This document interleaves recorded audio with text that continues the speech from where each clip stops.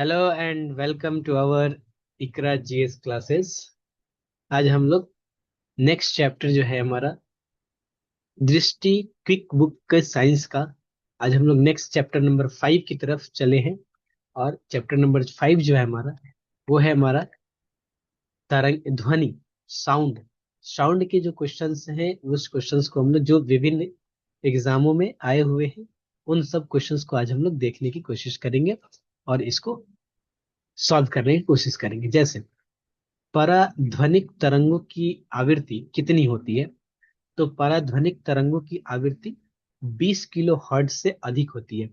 हम लोग कितने हर्ट्ज ध्वनि को, कितने आवृत्ति की ध्वनि को सुन सकते हैं, ये आप लोग कमेंट सेक्शन में जरूर बताएंगे। नेक्स्ट है हमारा कि ध्वनि तरंगे निम्नलिखित में से किसमें से होकर नहीं गुजरती है? तो निर्वात में रखा हुआ लकड़ी का खोखला पाइप, मतलब निर्वात में ध्वनि नहीं गुजर सकती है। निर्वात में प्रकाश चल सकता है लेकिन निर्वात में ध्वनि नहीं। नेक्स्ट हमारा मनुष्य की श्वेता की सीमा, ये मैंने बोला था कमेंट में बताने के लिए लेकिन यहाँ पे आ गया। 20 हर्ट्ज से लेके 20,000 हर्ट्ज तक, या फिर 20 किलो हर्ट्ज तक भी दे सकता है। सामान्य टीवी रिमोट कंट्रोल में उपयोग की जाने वाली तरंगे क्या होती है? तो वो होती है अवरक्त तरंगे। नेक्स्ट है हमारा कि नीचे दिए गए विकल्पों में से किसमें ध्वनि आर पार नहीं जा सकता है? तो निर्वात में ध्वनि क्या होता है? ध्वनि नहीं चल सकती है। ध्वनि कोई किसी ना किसी माध्यम की जरूरत पड़ती है। तो निर्वात में क्या बोल रहा है इसमें कि ध्वनि आर पार नहीं जा सकती है, तो निर्वात में। नेक्स्ट हमारा कि स्पष्ट रूप से प्रतिध्वनि सुनने के लिए परावर्तक सतह और सुनने वाले के मध्य कम से कम दूरी जो होनी चाहिए वह कितनी है? मतलब तो ये 16.5 मीटर है। नेक्स्ट है हमारा कि ध्वनि का वायु में वेग, ध्वनि का वायु में वेग अनुमानतः कितना होता है? तो 330 मीटर पर सेकेंड।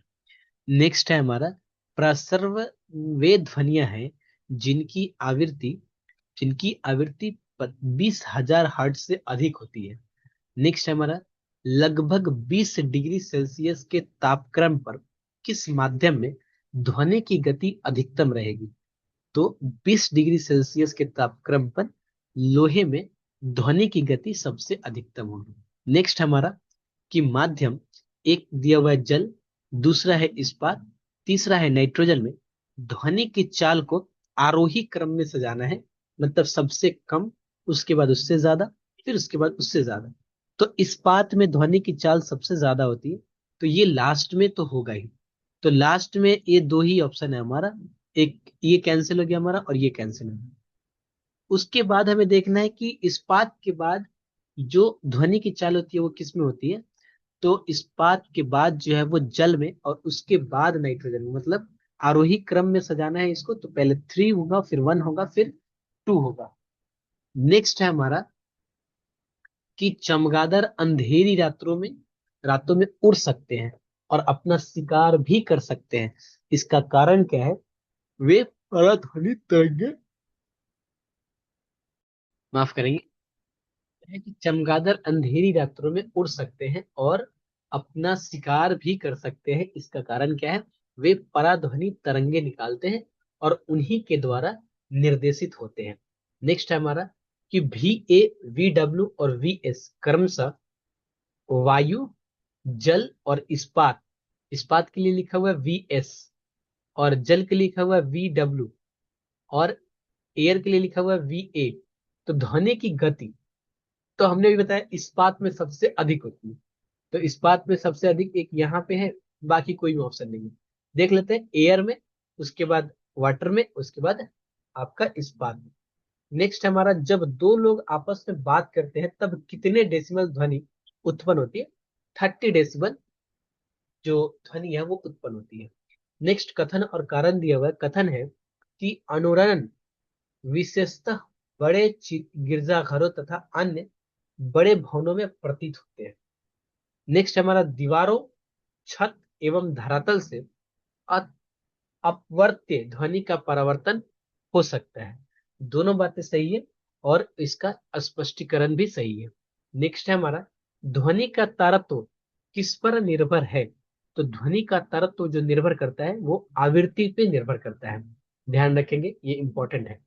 नेक्स्ट हमारा, आर्द्र वायु में ध्वनि का वेग शुष्क वायु की तुलना में अधिक होता है, क्योंकि आर्द्र वायु में, ऑप्शन है इसका, इसका आंसर बता रहे हैं क्योंकि शुष्क वायु की तुलना में घनत्व कम होता है। नेक्स्ट है हमारा कि ध्वनि तरंगों में निम्न में से कौन सी घटना नहीं होती है? तो ध्रुवन की घटना ध्वनि तरंगों में नहीं होती है। नेक्स्ट है हमारा, ध्वनि ऊर्जा का विद्युत ऊर्जा में परिवर्तन किया जाता है। ध्वनि ऊर्जा का विद्युत ऊर्जा में परिवर्तन किया जाता है, तो माइक्रोफोन के द्वारा। नेक्स्ट है हमारा, आज फिजिक्स पूरा कंप्लीट खत्म कर देंगे हम लोग और कल से केमिस्ट्री पढ़ना शुरू करेंगे। मनुष्य के लिए मानक ध्वनि स्तर कितना है? तो वो है 7 डेसिबल।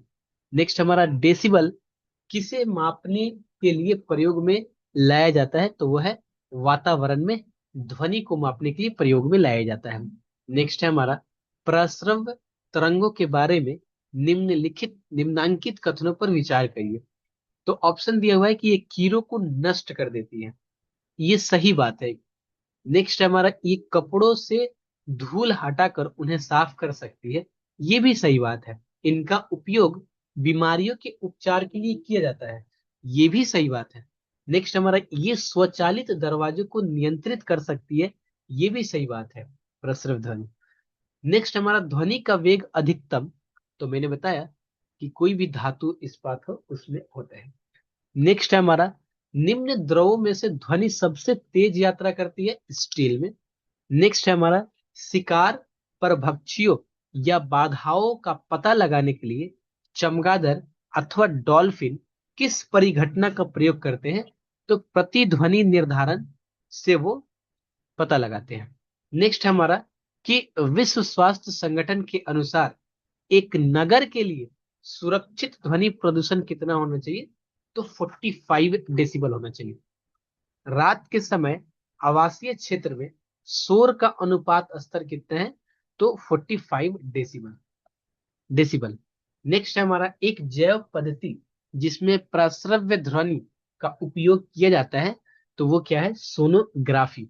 नेक्स्ट है हमारा, चंद्रमा के धरातल पर दो व्यक्ति एक दूसरे की बात नहीं सुन सकते हैं, क्योंकि चंद्रमा पर वायुमंडल ही नहीं है और साउंड को ट्रेवल करने के लिए किसी न किसी मीडियम की, किसी न किसी माध्यम की आवश्यकता होती है।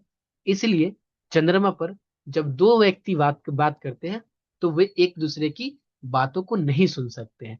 नेक्स्ट है हमारा, म्यूजिक कन्फर्स के लिए हॉल के दीवारों को कैसे बनाया था?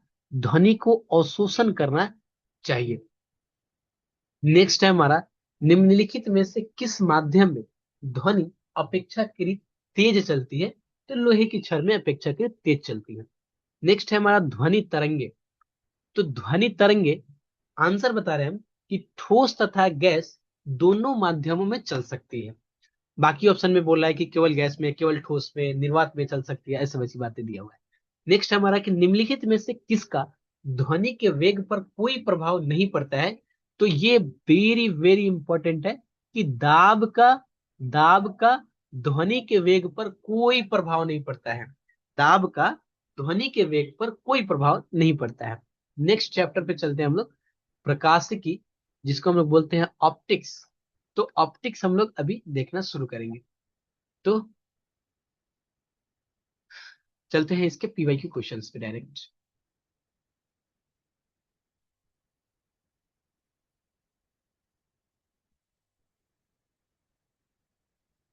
पहला क्वेश्चन है इसका, ना ना सॉरी, पहला क्वेश्चन इधर है। पहला क्वेश्चन है कि अवतल दर्पण द्वारा बनाया गया प्रतिबिंब वास्तविक, उल्टा, वस्तु के आकार के बराबर होता है, तो वस्तु की स्थिति कैसी होनी चाहिए? देखिए, अगर आप देखना चाहें तो ये अगर वक्रता केंद्र है और ये फोकस दूरी है, तो जब वस्तु को वक्रता केंद्र पे रखा जाता है ना, तब ये जो है ये वस्तु के बराबर ऐसे करता है। ये इस पीडीएफ की पिक्चर को एक बार जरूर देख लेंगे, इससे बहुत ही क्लियर हो जाएगा। इसमें एक दिखाता हूँ आपको, देखिए ये लेंस के बारे में है कि कैसे प्रकाश एक दूसरे से कट करके और बना रहे हैं पिक्चर। और ये दर्पण वाला है।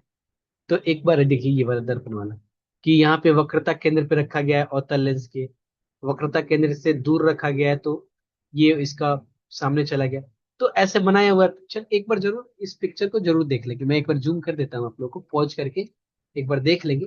मैं बता भी देता हूँ एक बार आप लोगों को कि ये आपका क्या है, वस्तु को रखा गया है सी पर, मतलब इसके पहले वाले पेज से स्टार्ट करेंगे यहाँ से। अवतल दर्पण द्वारा प्रतिबिंब का बनना, अनंत पर रखा जाएगा तो प्रतिबिंब फोकस पे बनेगा, अत्यधिक छोटा बिंदु बनेगा, वास्तविक और उल्टा बनेगा, वास्तविक और उल्टा बनेगा। अवतल दर्पण द्वारा जरा देखिएगा यहाँ पे क्या बोल रहा है, और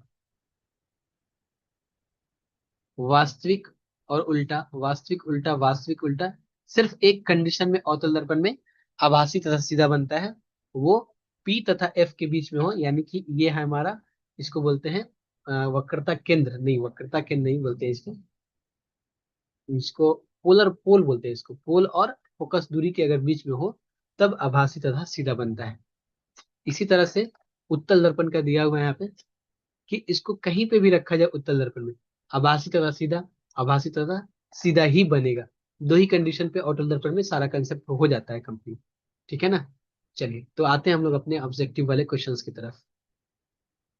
तो क्वेश्चन था यहाँ पे कि वस्तु के आकार के बराबर होता है तो वस्तु की स्थिति कैसी होनी चाहिए, तो उसके वक्रता केंद्र पर होनी चाहिए। नेक्स्ट है हमारा मैजेंटा, इधर रंग दिया हुआ है और इसका संयोजन। तो बोल रहा है कि मैजेंटा कलर जो है वो किससे मिलकर बनता है, तो हरा और नीला से मिलकर, नीला और लाल से मिलकर बनता है मैजेंटा। ये 100% मालूम होगा आप लोगों को कि मैजेंटा जो है वो लाल और नीला से मिलकर बनता है। तो लाल और नीला मतलब ऑप्शन टू दो ही जगह पे है। आगे में बोल रहा है कि टील मोसियान, तो बाकी आप लोग को थोड़ा मालूम होना चाहिए कि टील जो है वो आपका नीला हरा और सफेद से मिलकर बनता है, और मोव जो है वो नीला लाल सफेद से, और सियान जो है वो हरा और लाल से। दो याद रखेंगे तो ऐसे ही एग्जाम में अगर मिले तो एलिमिनेट कर सकते हैं। एक याद रखिए मैजेंटा, मैजेंटा लाल और नीला से बनता है, मैजेंटा जो है वो लाल और नीला से बनता है। और एक सियान याद रखिए हरा और नीला से बनता है, सियान हरा नीला से और मैजेंटा लाल नीला से। ठीक है।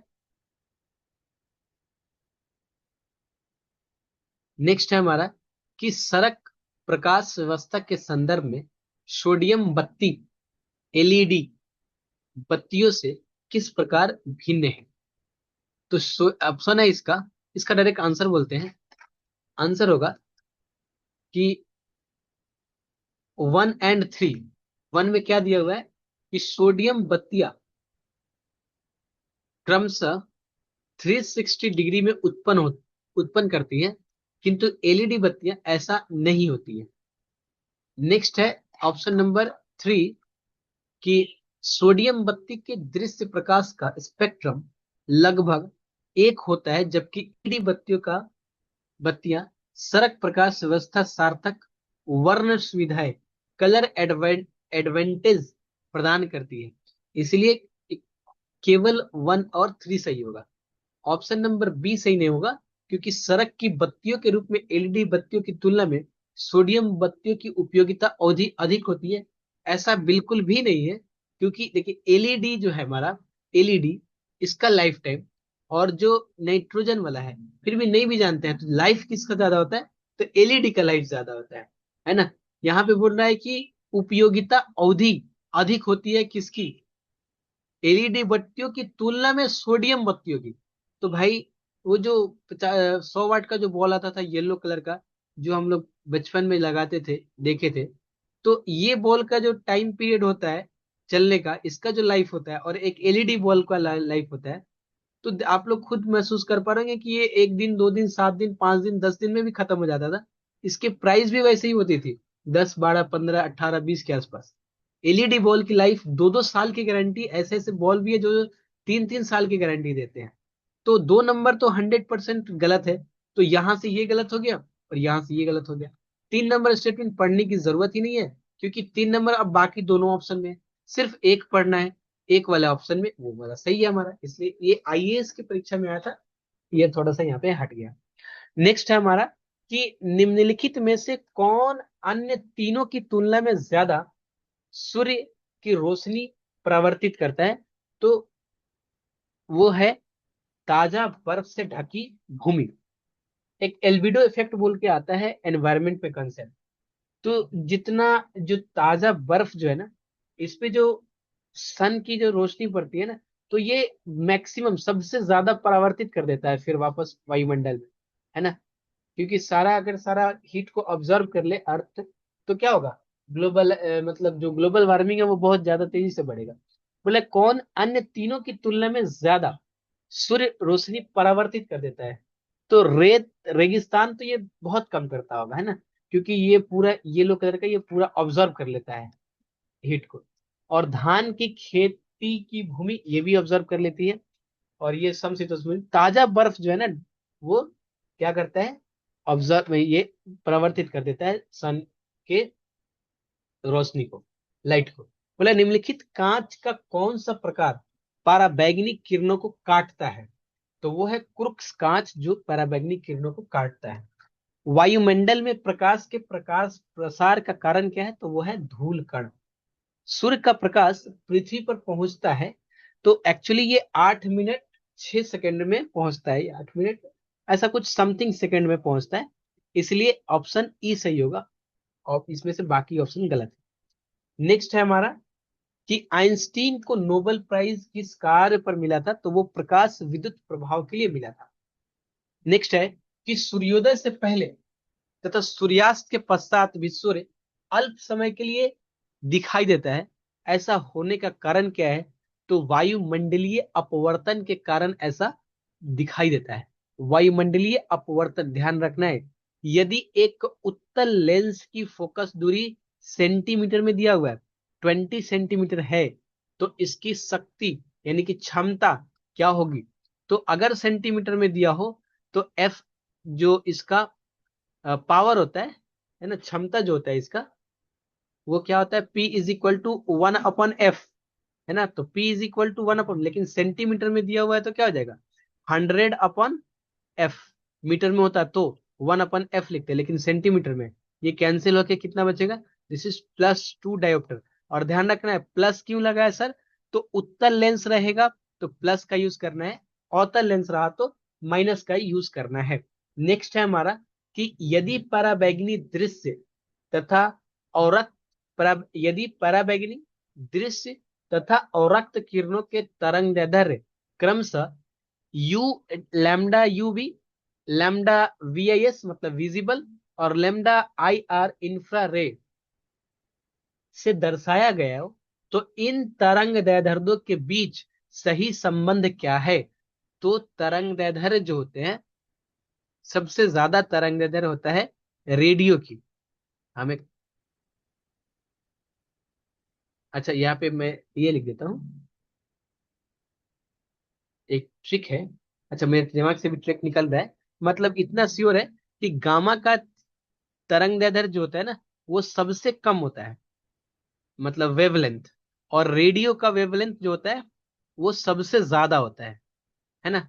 तो वेवलेंथ अगर सबसे ज्यादा है, तो इसकी फ्रीक्वेंसी जो होगी ये सबसे कम होगी। लेकिन अभी हम लोग बात कर रहे हैं किसकी, तो बात कर रहे हैं हम लोग वेवलेंथ की। तो रेडियो का वेवलेंथ सबसे ज्यादा होता है। रेडियो इधर दिया हुआ है क्या, रेडियो नहीं दिया हुआ है, और गामा का सबसे कम होता है। और उसके बाद होता है औरक्त यानी कि इनविज अल्ट्रावायलेट का, अल्ट्रावायलेट होता है। उसके बाद विजिबल, विजिबल। उसके बाद है आपका इंफ्रा।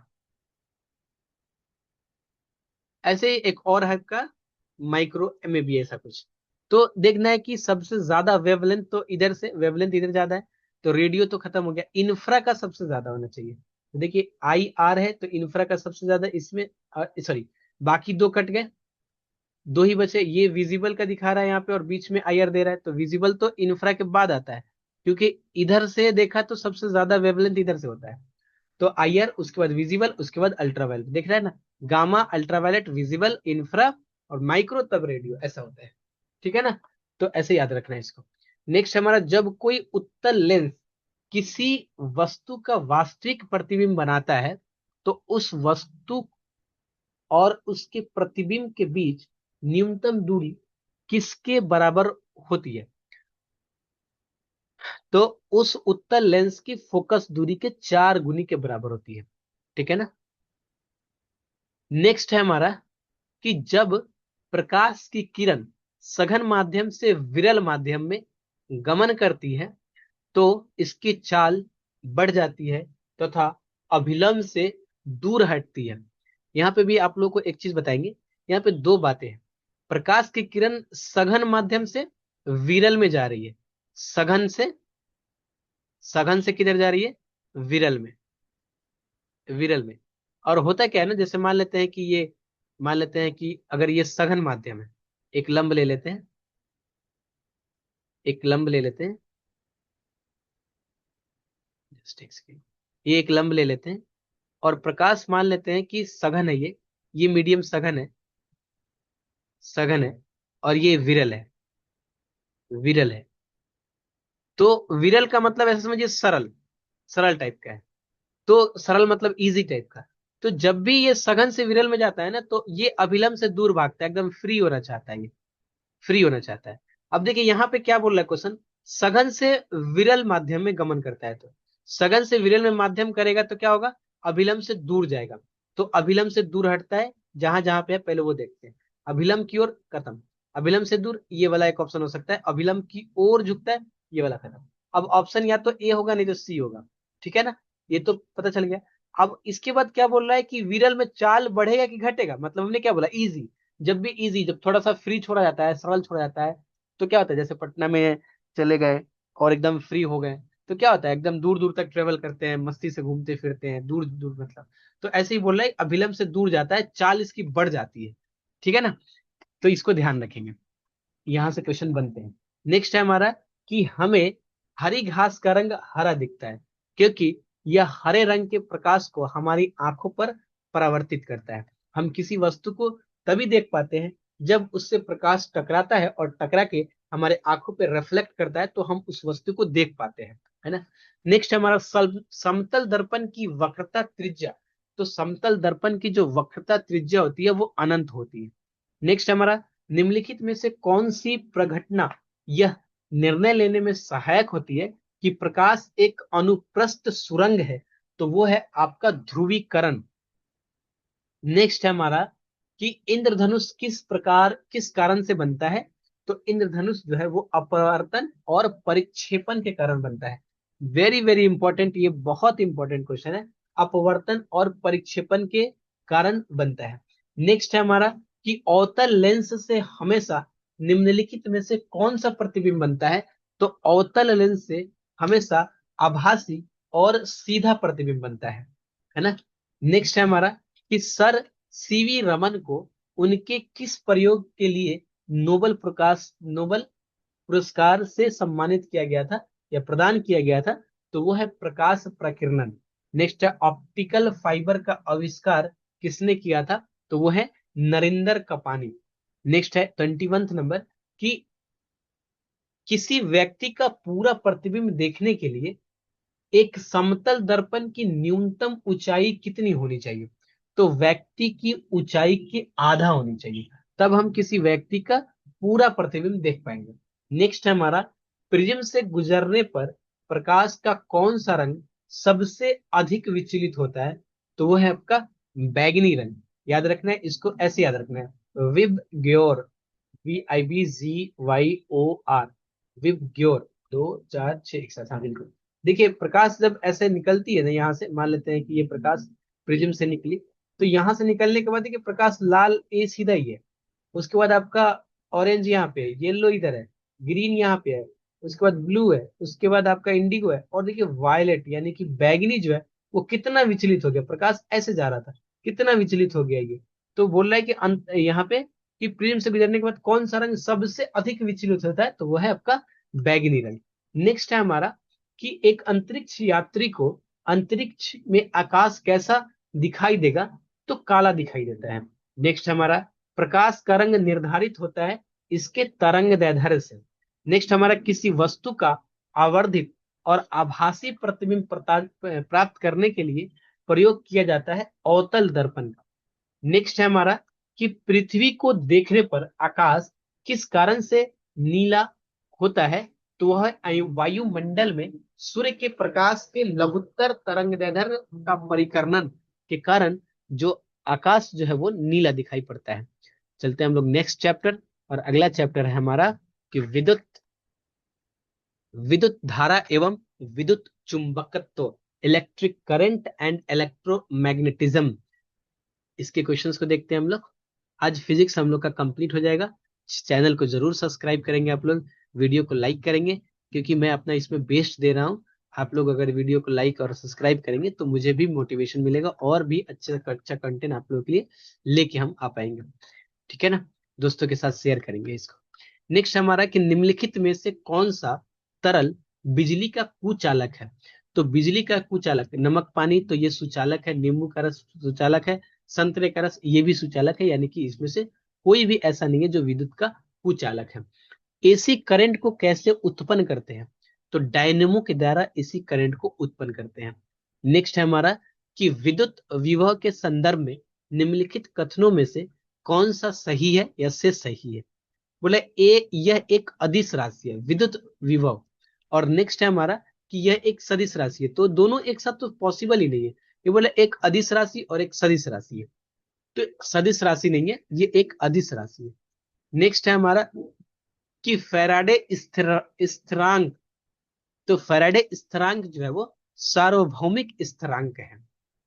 नेक्स्ट है हमारा कि जब प्रकाश एक माध्यम से दूसरे माध्यम में जाता है तो निम्नलिखित में से कौन सा नहीं बदलती है, तो वो फ्रीक्वेंसी है जो नहीं बदलती है।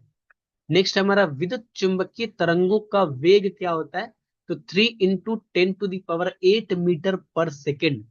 नेक्स्ट हमारा विद्युत धारा किस उपकरण से नापी जाती है, तो धारा को एमीटर से नापा जाता है।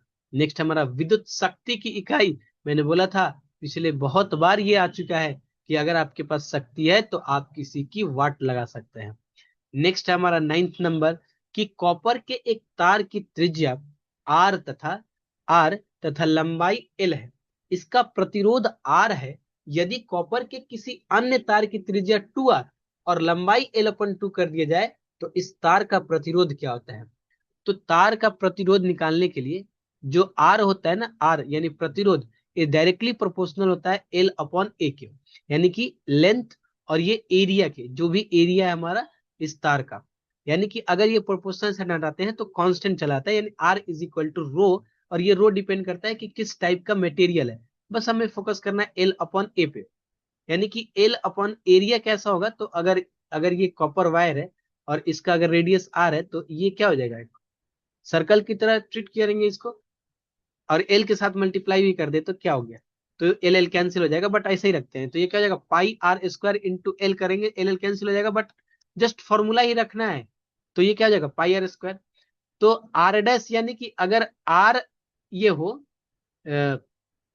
त्रिज्या हो और लंबाई एल हो, तो ये हमारा आ रहा है रेसिस्टेंस प्रतिरोध, और अगर 2r कर देते हैं तो r के जगह पे 2r हो जाएगा और l की जगह पे L/2 हो जाएगा। तो ये क्या हो जाएगा, हमारा सॉल्व करेंगे तो रो L/2 × 2 = 4 × 8 πr², यानी रो L/πr² 1/8, यानी कि r डैश जो होगा, यानी कि 2r और L/2 करने पे वो 1/8r हो जाएगा। नेक्स्ट हमारा एलईडी का पूर्ण रूप क्या है, तो light emitting diode. I hope कि सब लोग को पता होगा। नेक्स्ट हमारा 3 रैखिक प्रतिरोध 1 2 3 धारा 1 तथा वोल्टा V के बीच ग्राफ दिया गया है। जैसे ये 1 है, ये 3 है और ये 2 है, ध्यान इसी में रखना है, और ये I है और ये V है ओम लॉ के हिसाब से। और उसके बाद पूछना है मेरे से कि प्रतिरोधकता जो है R1 और R2 और R3 में क्या संबंध होगा इनके। तो प्रतिरोधकता हम लोग जानते हैं कि V = IR होता है, ओम लॉ जिसको बोलते हैं हम लोग, यानी कि जो रेसिस्टेंस होगा उसका फॉर्मूला V अपन I होगा। अब जरा ध्यान से समझिएगा, अगर हम बात करें 1 नंबर की, जस्ट रफली देखते हैं, तो इसका जो I है, मतलब आई आई जो है वो मैक्सिमम है। यहाँ पे मान लेते हैं ये अगर 11 होता तो ये 12 है और ये 13 है, और यहाँ पे मान लेते हैं इसको कि ये 9 है, ये 10 है और ये 11 है, ऐसे मान लेते हैं। ठीक है ना। तो बोला R is equal to V upon I. तो 1 के लिए V कितना है, 1 के लिए V कितना है, तो 1 के लिए V, यहाँ पे देखिए 1 1 वाला लाइन, 1 के लिए V है 9, है ना, और I कितना है 1 के लिए 13। तो देखिए डिनोमिनेटर जितना बड़ा होता है ना, वो वैल्यू उतना ही छोटा होता है। तो यहाँ पे R क्या हो गया, हमारा छोटा हो गया। ये R1 की बात करें अगर, तो R1 की बात करें तो उसके बाद देखिए R3 क्यों, तो R3 क्या हो जाएगा, R3 वो क्या हो जाएगा हमारा, दिस इज V3 की जगह पे यहाँ पे क्या हो जाएगा, V3 की जगह पे क्या है, दिस इज 10। और अपन देखिए कंफ्यूज करने के लिए क्या किया, 1 2 3 कर दिया बीच में। तो फाइनली ये क्या हो जाएगा, 1 3 2, इसका जो रेसिस्टेंस भी होगा यानी प्रतिरोध भी होगा, वो उसी सीरीज में होगा, R1 is greater than R3 is greater than R2। बाकी मैंने फॉर्मूला लिख के यहाँ पे समझाने की कोशिश की है। नेक्स्ट है हमारा कि विद्युत मोटर में, तो विद्युत मोटर में क्या होता है, विद्युत ऊर्जा को यांत्रिक ऊर्जा में बदलता है। नेक्स्ट है कि एक सुरंग में 100 वाट का 100 वाट का कितना बल्ब जल रहा है, 5 बल्ब जल रहा है और 20 घंटे जल रहा है। तो टोटल कितने यूनिट, कितने वाट घंटा हो गए, तो 10, 100 वाट का है, 20 घंटे जल रहा है और 5 बल्ब है, तो कितने टोटल हो गए, 10,000, ये हो गए 10,000 वाट घंटा हो गया। और 1,000 वाट घंटा जो होता है वो एक यूनिट होता है ना, 1,000 वाट घंटा एक यूनिट होता है। तो 10,000 वाट घंटा कितना हो जाएगा, वही एक एक नियम का यूज करेंगे, 1/1000 गुने 10,000, है ना, एक एक नियम का यूज करके। तो यहाँ से 3 से 0 कैंसिल, तो कितना हो गया, 10 यूनिट हो गया। नेक्स्ट है हमारा, फिर से क्वेश्चन रिपीट हो रहा है ये, कि 1 किलो वाट घंटा का मान 3.6 into 10 to the power 6 joule होता है। बिजली की खपत का बिल किसके मापन पर आधारित होता है, तो वाटेज के ऊपर ये आधारित होता है। नेक्स्ट है, एक मकान में 2 बल्ब में से एक बल्ब दूसरे से अधिक रोशनी देता है, चमकदार है, इन दोनों में से किस बल्ब में उच्चतर अवरोध है, तो मंद रोशनी वाले बल्ब में उच्चतर अवरोध है। अवरोध का मतलब उसके बीच में रुकावट है जिसकी वजह से करंट ठीक से नहीं जा रहा है, इसकी वजह से वो धीमा जल रहा है। नेक्स्ट है हमारा कि जिन पदार्थ में अनंत वैद्युत प्रतिरोध होता है उन्हें क्या कहते हैं, तो उन्हें बोलते हैं विद्युत रोधी। अनंत वैद्युत प्रतिरोध मतलब इतना वैद्युत प्रतिरोध है जिसको माप ही नहीं सकते, अनंत ही है वो, तो उसको बोलते हैं विद्युत रोधी। अगला है कि डायनेमो परिवर्तित करता है यांत्रिक ऊर्जा को विद्युत ऊर्जा में, और जो हमारा मोटर जो है वो विद्युत ऊर्जा को यांत्रिक ऊर्जा में परिवर्तित करता है, ध्यान रखना है। बोल रहा है कि फ्यूज में प्रयुक्त होने वाले तार की विशेषता क्या होती है, तो उच्च प्रतिरोधकता शक्ति होती है और उसका निम्न गलनांक होता है, दोनों ध्यान रखना है। इसकी प्रतिरोधक क्षमता उच्च होती है और उसका गलनांक जो होता है वो निम्न होता है। निम्न में से कौन सर्वोत्तम चालक है, तो चांदी जो है ना, चांदी वो सर्वोत्तम चालक है। यानी कि अगर हम कि घर का वायरिंग या फिर पोल पे जो तार जाता है, इलेक्ट्रिक करंट का जो तार है, उस तार को अगर चांदी के तार का यूज करें तो प्रतिरोधक जो रुकावट होगा ना करंट फ्लो का, वो सबसे कम होगा। लेकिन चांदी का तार लगाने के बाद पता चलेगा कल पूरे का पूरा पोल के साथ साथ पूरा तार वगैरह, पूरा ट्रांसफार्मर वगैरह सब गायब हो चुका है। नेक्स्ट है हमारा प्रत्यावर्ती धारा, विद्युत धारा की दिष्ट विद्युत धारा में परिवर्तित किया जाता है, तो वो है रेक्टिफायर के द्वारा। रेक्टिफायर के द्वारा जो प्रत्यावर्ती धारा है उसको डिस्ट धारा में परिवर्तित किया जाता है। अल्टरनेटिंग करंट को हम लोग डीसी करंट, डायरेक्ट करंट में चेंज करते हैं, किससे, रेक्टिफायर के द्वारा। नेक्स्ट है हमारा सामान्यतः ट्यूबलाइट में कौन सी गैस भरी जाती है, तो आर्गन के साथ मर्क्यूरी वेपर भरा जाता है। नेक्स्ट है, यदि आर प्रतिरोध का तार पिघलाया जाता है और उसे अ, उसकी उसकी पूर्ण के आधे भाग का, यहाँ पे थोड़ा सा मिसिंग लग रहा है, कुछ दिख नहीं रहा है, उसकी डैश के आगे भाग तक पुनः ढाला जाता है, तो तार का नवीन प्रतिरोध क्या हो जाएगा? तो आर अपन एक से आधे भाग, एक से ये कुछ यहाँ इसे इसको छोड़िए, यहाँ पे कुछ अभी ध्यान नहीं आ रहा है।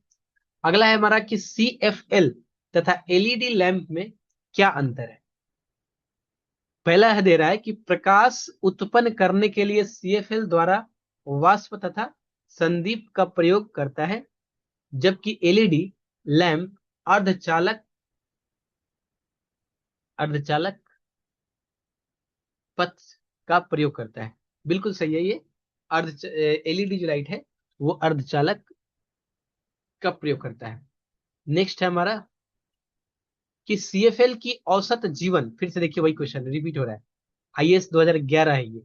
बोला CFSL की औसत जीवन अवधि एलईडी लैंप से अधिक होती है। ये तो भाई गलत बात है ना, क्योंकि नया रिसर्च डेवलपमेंट करके जो एलईडी बल्ब लेके आ गया, CFL बल्ब पुराना वाला जो व्हाइट कलर का बल्ब लगता था, वो क्या ज्यादा टाइम तक चलता है एलईडी से? नहीं। तो 2 नंबर अगर गलत हुआ तो ये भी खत्म, ये भी खत्म। 1 नंबर तो 100% सही है, भले ये स्टेटमेंट ना समझ में आए। बाकी बच गया तीसरा, एलईडी लैंप की तुलना में CFL कम ऊर्जा सक्षम है। बिल्कुल भाई, एलईडी तभी तो सब घर में एलईडी एलईडी वाला स्कीम भी चला है। ये चैप्टर भी हमारा साथ साथ खत्म हो गया। अगले चैप्टर पर चलते हैं, जिसको हम लोग बोलेंगे मॉडर्न फिजिक्स या फिर आधुनिक फिजिक्स। तो आधुनिक फिजिक्स की बात करें, डायरेक्ट इसके क्वेश्चंस पे चलते हैं हम लोग। यहाँ पे नंबर ऑफ क्वेश्चंस बहुत ज्यादा है, इसको कंप्लीट करके आज फिजिक्स को हम लोग थैंक यू करेंगे। आप लोग जरूर चैनल को सब्सक्राइब करेंगे, वीडियो को लाइक करेंगे, दोस्तों के साथ शेयर करेंगे, और वीडियो कैसा लगा जरूर शेयर करेंगे कमेंट में। पहला पहला क्वेश्चन है इसका कि विकिरण समस्थानिक ताप विद्युत जनरेटर जनरेटर के संदर्भ में निम्नलिखित कथनों पर विचार करें। और ये IAS 2024 का प्रश्न है। क्वेश्चन है कि RTGS लघु विखंडन रिएक्टर है, पहला कथन। दूसरा, आरटीजीएस का मतलब समस्थानिक ताप वैद्युत जनरेटर। आरटीजीएस का प्रयोग अंतरिक्ष यानों के ऑन बोर्ड प्रणाली को विद्युत आपूर्ति करने के लिए किया जाता है। और नेक्स्ट है हमारा, आरटीजीएस में प्लूटोनियम 238 का प्रयोग किया जा सकता है, जो शस्त्र विकास का एक उत्पाद है। तो यहाँ पे एक लघु विखंडन नहीं है ये, तो ये ऑप्शन ए गलत हो जाएगा हमारा, और इसके साथ ऑप्शन 2 और ऑप्शन 3 सही हो जाएगा। नेक्स्ट है हमारा कि निम्नलिखित कथनों पर विचार करना है। 2 कथन दिए गए हैं कि वृहत तारे, ये भी 2024 का ही क्वेश्चन है IAS का। बोला है वृहत तारे वामन तारों की तुलना में अधिक समय तक अस्तित्व में बने रहते हैं। ठीक है, यहाँ पे ही गलत हो गया कि वृहत तारा और वामन तारा। इसमें बोल रहा है कि वृहत तारे वामन तारों की तुलना में अधिक समय तक अस्तित्व में रहते हैं। नहीं, वामन तारे वृहत की तुलना में अधिक समय तक रहते हैं। तो पहला स्टेटमेंट ही हमारा सही नहीं है, और एक स्टेटमेंट अगर गलत मिल जाए तो बाकी ऐसा कोई ऑप्शन मैच नहीं करने वाला होगा, एक ही ऑप्शन सही होगा। लेकिन दूसरा देख लेते हैं, अभी हम लोग पढ़ाई कर रहे हैं कि वामन तारों की तुलना में वृहत तारों में नाभिकीय अभिक्रियाओं का की उच्चतर दर उच्चतर दर होती है। तो बिल्कुल ये सही है। और इन दोनों स्टेटमेंट को जब एक साथ पढ़ेंगे आप, तो पता चलेगा कि ये दोनों स्टेटमेंट तो या तो ये सही होगा, नहीं तो ये सही होगा, क्योंकि यहाँ पे बोल रहा है कि नाभिकीय अभिक्रियाओं का उच्चतर दर होता है वामन तारों की तुलना में वृहत तारों की। तो देखिए ना, यहां से ये स्टेटमेंट और ये स्टेटमेंट में कंट्रोवर्सी आ जा रहा है। नेक्स्ट हमारा, ब्रह्मांड में पल्सर क्या है, ये BPSC 2023 का क्वेश्चन है। तो घूमते न्यूट्रॉन तारे हैं ये। नेक्स्ट हमारा कि मैनहट्टन परियोजना क्या है, तो एक अनुसंधान और विकास उपक्रम जिसने पहले परमाणु हथियार का उत्पादन किया। ठीक है ना। अगला क्वेश्चन है हमारा कि हाल ही में वैज्ञानिक ने पृथ्वी से अरबों प्रकाश वर्ष दूर विशालकाय ब्लैक होल के विलय का प्रक्षेपण किया है। इस प्रक्षेपण का क्या महत्व है? तो इसका आंसर होगा गुरुत्वीय तरंगों का अभिज्ञान होगा। नेक्स्ट है हमारा IAS 2019 का क्वेश्चन है कि निम्नलिखित परिघटनाओं पर विचार कीजिए कि प्रकाश गुरुत्व द्वारा प्रभावित होता है। और दूसरा है हमारा, ब्रह्मांड लगातार फैल रहा है। तीसरा है हमारा कि पदार्थ अपने चारों ओर के दिक्काल को विकंचित यानी वार्प करता है। ये तीन स्टेटमेंट दिया गया है और इस तीन स्टेटमेंट के बारे में पूछ रहा है, उपयुक्त में से एल्बर्ट आइंस्टीन के अपेक्षिता के सामान्य सिद्धांत के भविष्य कथन कौन सा है जिसकी या जिनकी प्रायः समाचार माध्यम में विवेचना होती है। तो प्रकाश गुरुत्व द्वारा प्रभावित होता है, ये आइंस्टीन सर का दिया हुआ है। और पदार्थ अपने चारों ओर एक दिक्काल को वि, वि, विकुंचित यानी वार्प करता है, ये आइंस्टीन सर के अपेक्षित सामान्य सिद्धांत का भविष्य कथन है। इसमें से दो नहीं है कि ब्रह्मांड लगातार फैल रहा है, इसलिए आंसर हो जाएगा 1 और 3। आईएएस 2018 का क्वेश्चन है। नेक्स्ट है हमारा कि सौर शक्ति उत्पादन के लिए प्रौद्योगिकियों के संदर्भ में निम्नलिखित कथनों पर विचार कीजिए।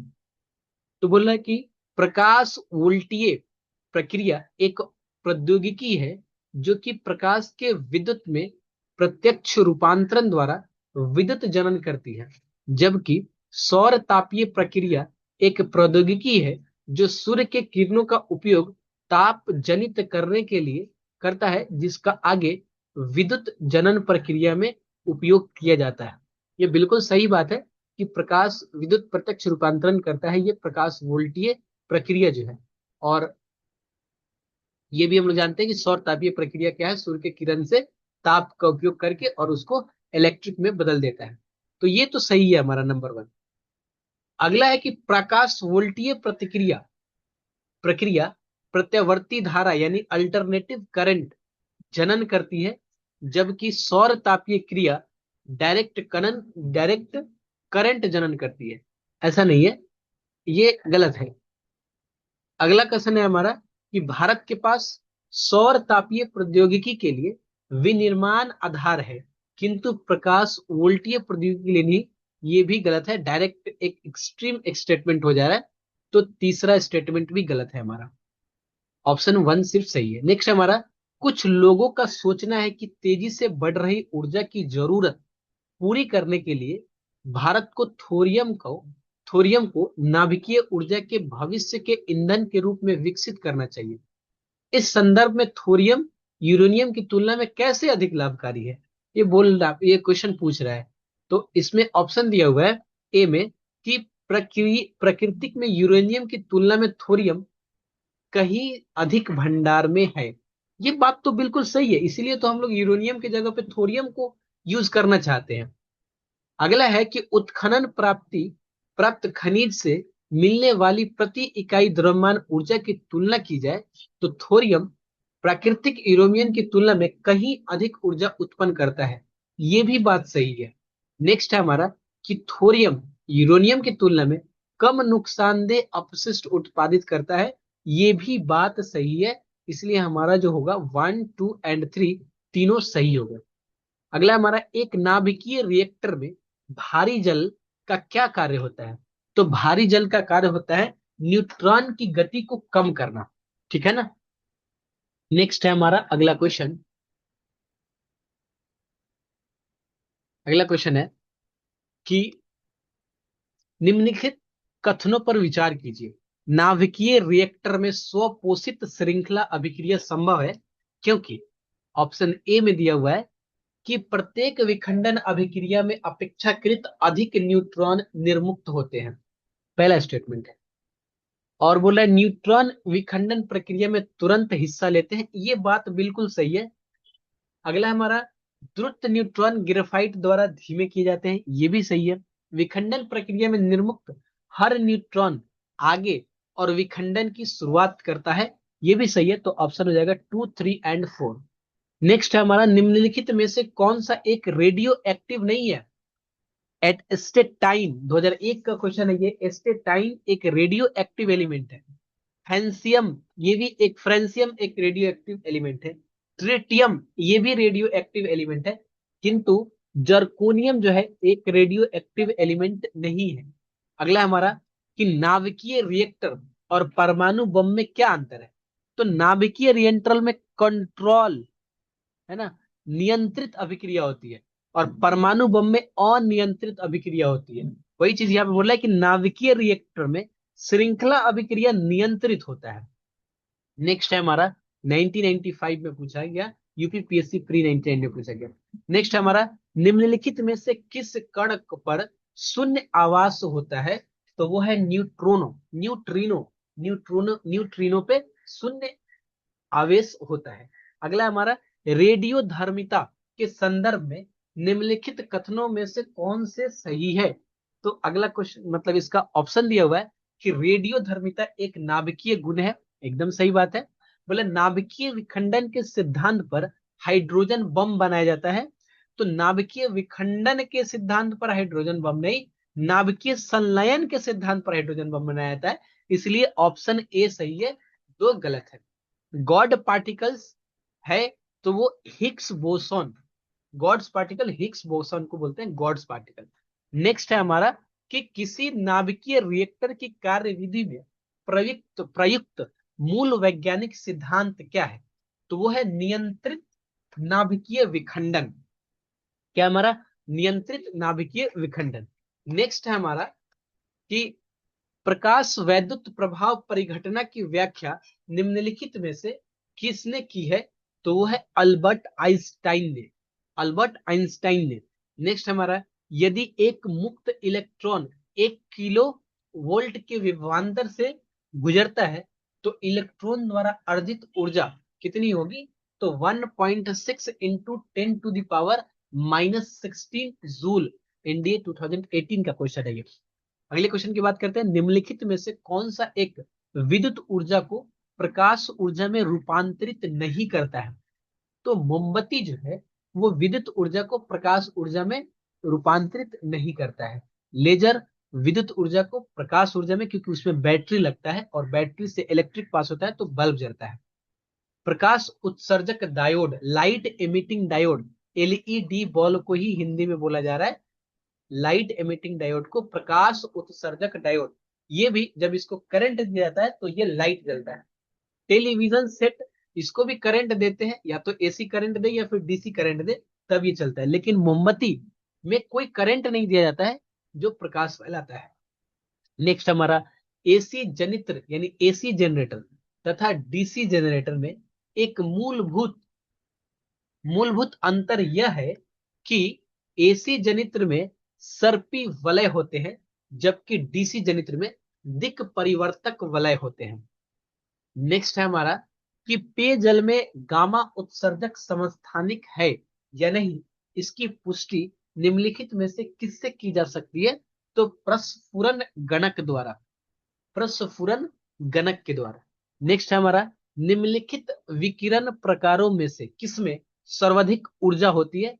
तो एक्सरे में, इसमें जो इतना दिया हुआ है इसमें सर्वाधिक ऊर्जा होती है, क्योंकि अगर गामा दिया जाता, गामा, तो इसमें सबसे ज्यादा ये होती है।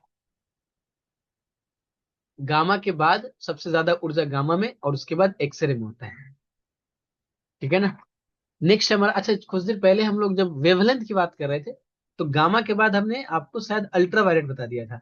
नहीं, इसके बाद आपका होगा एक्सरे, ये मैं छूट गया था थोड़ा सा। नेक्स्ट है हमारा कि सूर्य पर ऊर्जा का निर्माण होता है नाभिकीय संलयन के द्वारा, बिल्कुल स्पष्ट है ये। तारे अपनी ऊर्जा प्राप्त करते हैं एक तो नाभिकीय संलयन के द्वारा, तारा सूर्य भी तो एक तारा ही है, नाभिकीय संलयन के द्वारा, और गुरुत्वीय संकुचन से, रासायनिक अभिक्रिया और नाभिकीय विखंडन से नहीं। तो तीन जहां जहां पे वो तो पहले, सर चार जहां जहां पे है वो तो पहले ही खत्म हो गया। बच गया 1 2, तो सही है, 3 नंबर देखना है, रासायनिक अभिक्रिया द्वारा ऐसा कुछ नहीं है। नेक्स्ट है हमारा, नेक्स्ट है, जस्ट एक सेकंड, कितने क्वेश्चन है इसमें टोटल, कितना नंबर पे थे हम लोग, 24 पे थे ना, 24 पे ना। एक बार 24 का आंसर में फिर से चेक कर लेता हूँ। 24 24 21 24 का 8, ठीक है। 25 नंबर कि सितारों की अक्षय ऊर्जा के स्रोत का कारण क्या है। तो हाइड्रोजन का हीलियम में परिवर्तन, वही बात है तारे सितारे जो भी बोलो। नेक्स्ट हमारा, एक कृत्रिम उपग्रह में विद्युत ऊर्जा का स्रोत क्या है? तो वो है सौर सेल। नेक्स्ट हमारा, निम्नलिखित में से कौन सा तत्व सोलर सेल में उपयोग किया जाता है? तो वो है सिलिकॉन। फोटो वोल्टीय सेल संबंधी है तो सौर ऊर्जा से। नेक्स्ट हमारा, प्रकाश वोल्टीय सेल होते हैं सौर सेल में। नेक्स्ट है हमारा, यूरेनियम विखंडन की सतत प्रक्रिया को जारी रखने में किस कण की जरूरत होती है? तो वो है आपका न्यूट्रॉन कण की। परमाणु रिएक्टर क्या है? तो एक ये आणविक भट्टी है ये। नेक्स्ट है हमारा, कि नाभिकीय संलयन रिएक्टर के विषय में निम्नलिखित कथनों पर विचार कीजिए कि वे भारी नाभिकों के विखंडन के सिद्धांत पर कार्य करते हैं। नेक्स्ट हमारा, नाभिकीय संलयन में तो विखंडन की बात कहां से आ गई भैया? तो पहला तो पहले ही गलत हो गया, यानी ये गलत ये गलत और ये गलत, बस ऑप्शन मेरा 2 और 3 आ गया। लेकिन पढ़ लेते हैं।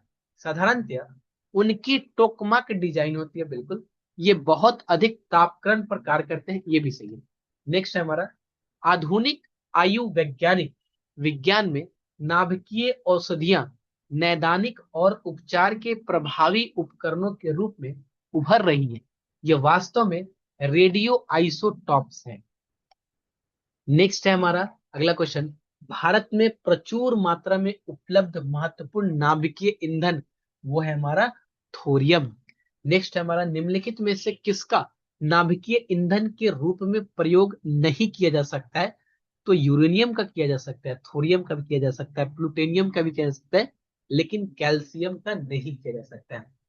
नेक्स्ट है हमारा, किसका परमाणुीय ईंधन के रूप में प्रयोग नहीं होता है?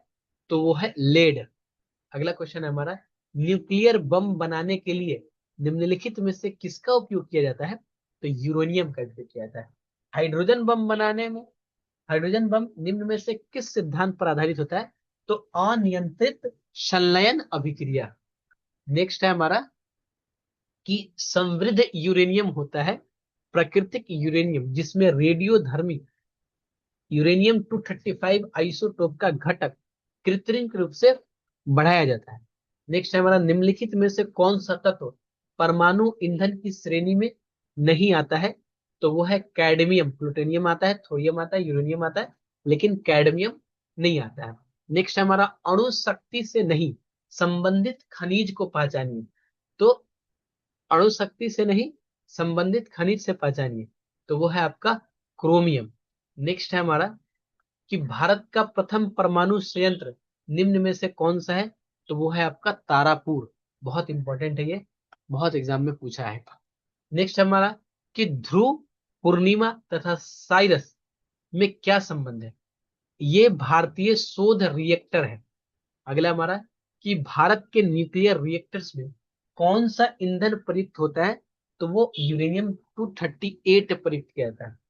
भारत में भारी जल बनाया जाता है तो ट्रॉम्बे में। और एक बार आप लोग कमेंट में बताएंगे कि ये ट्रॉम्बे कौन से स्टेट में है।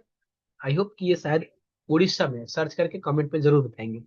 नेक्स्ट हमारा, यूरेनियम के रेडियोधर्मी विघटन का अंतिम उत्पाद क्या है?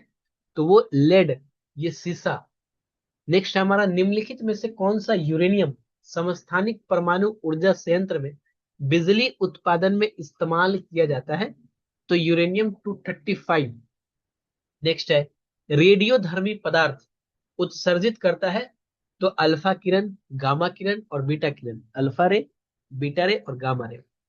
नेक्स्ट है, कि नाभिकीय रिएक्टर में निम्नलिखित में से किसे बंधक के रूप में प्रयोग किया जाता है? तो वो है आपका ग्रेफाइट।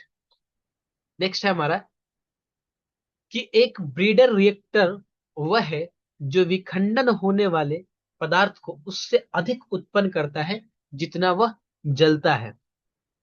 नेक्स्ट है हमारा, कि दहली आवृत्ति कैसी आवृत्ति है जिसके नीचे, आंसर है इसका, कि जिसके नीचे प्रकाश विद्युत उत्सर्जन संभव नहीं होता है, उसको हम लोग बोलते हैं दहली आवृत्ति।